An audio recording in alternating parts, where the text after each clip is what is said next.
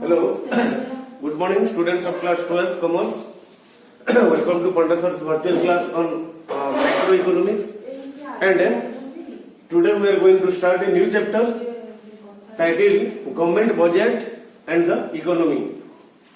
So before going ahead in this chapter, we need to understand what is the meaning of budget and what is its importance for the economy. What is budget? What are the objectives of the government budget, and how it impacts the economy, or how it helps to the functioning of the economy. So first, coming to budget, by definition we can say budget or government budget is an estimated statement. Just take carefully listen. Estimated, not actual. Government budget is an estimated statement of government's expenditure and income in one financial year. And usually the financial year starts from 1st April and ends in last March. From April to March, this is called a financial year, and throughout the year, for the entire year, government makes estimation of its probable expenditures and probable income. So the estimation or the statement of the estimation is called government budget. So when we go through the definition of budget, we come across the following characteristic of a budget. So what are the characteristic features of a government budget?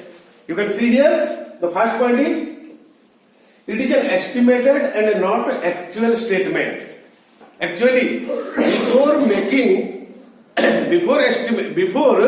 doing the actual income, receiving the actual income and doing the actual expenditure, government makes the estimation. So it is an estimation and not an actual statement. Budget. The second point being, it is prepared annually. Every year, the government prepares its estimation of expenditure and income, which is also called the budget. And the policy that governs the income and expenditure of government is called budgetary policy, or it has a synonym that is called fiscal policy. So fiscal and budgetary policy, both names are synonymous. Third point says, it is a constitutional requirement. The provision is already made in the constitution that the government would estimate its budget for 1 year.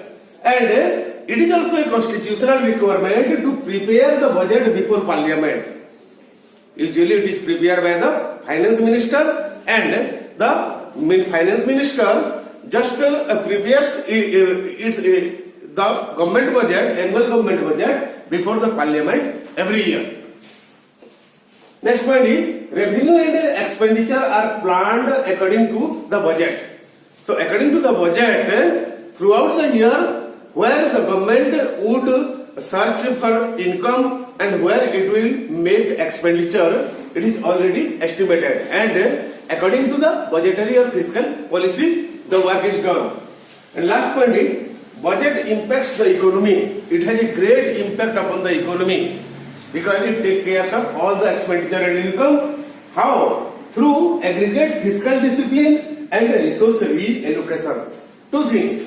Aggregate means the entire fiscal discipline. All the fiscal matter means expenditure and income related matters are controlled by the budget, and hence resource allocation.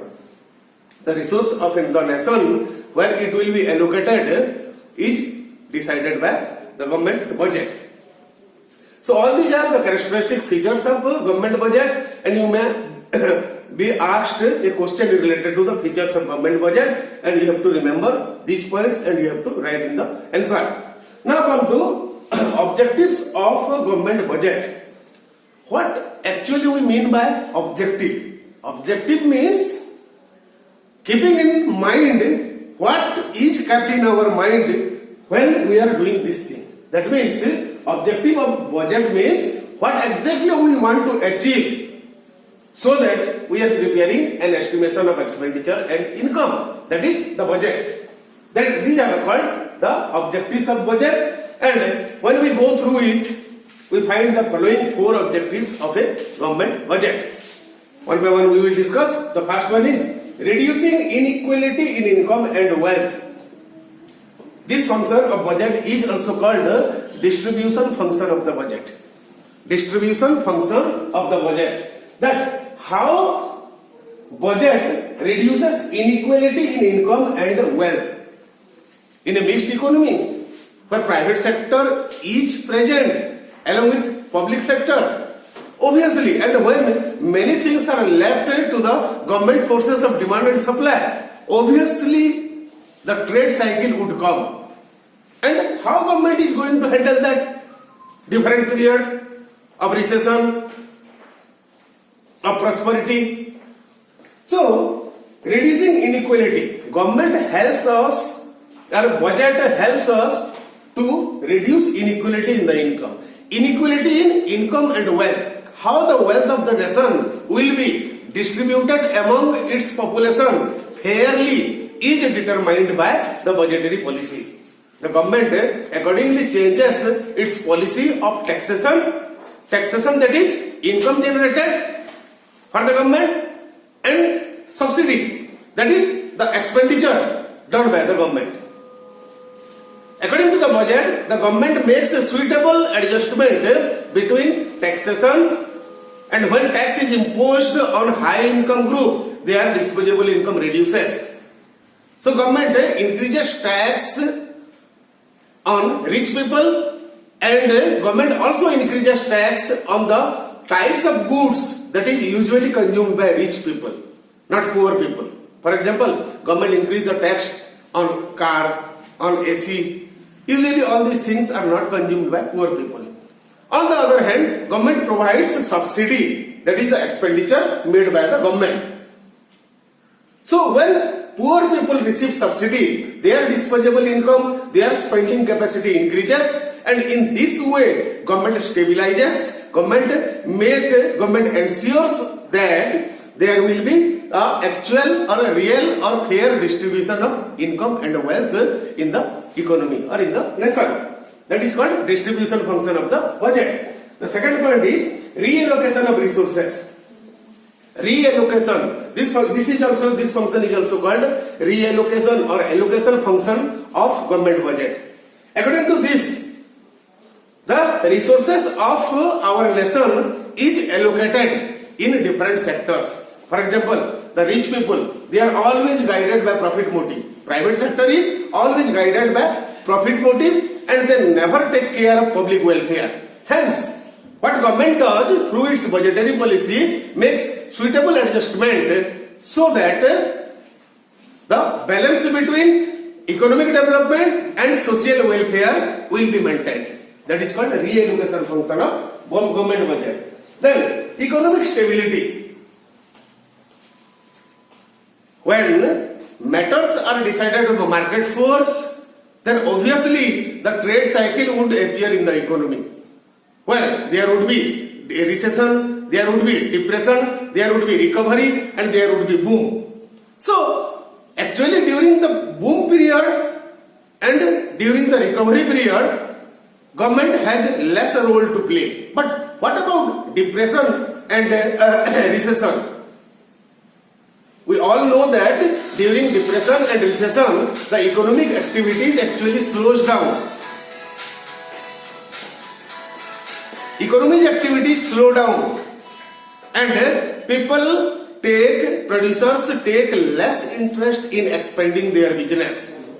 In fact, they make frequent disinvestment, and the result is increasing the level of unemployment.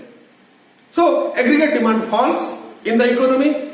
So, in such a period, the government has a great role to play to stabilize the economy. So, both high degree of demand, that is inflation, and low degree of demand, that is deflation, both are harmful, and deflation and inflation are called economic instability in the economy.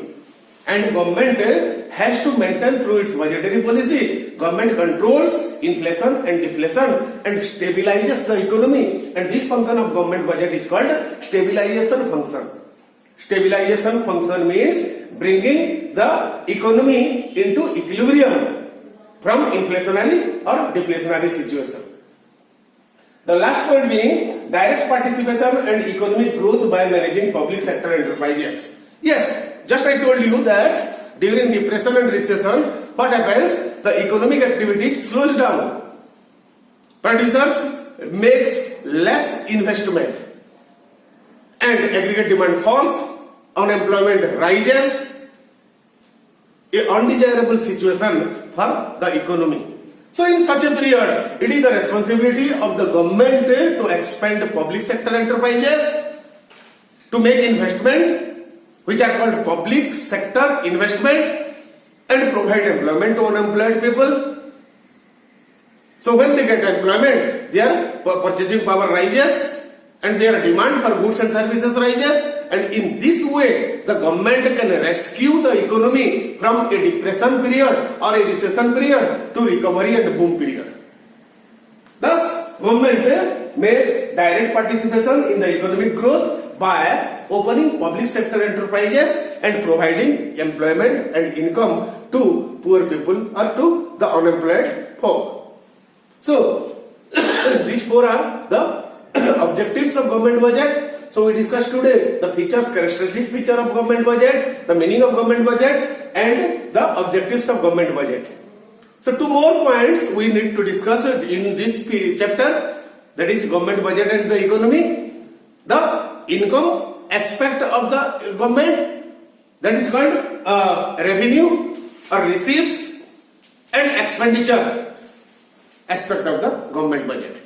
So in the next two videos we will be discussing the receipts, the receipt of the government and the expenditure of the government, and that would be the end of the chapter budget.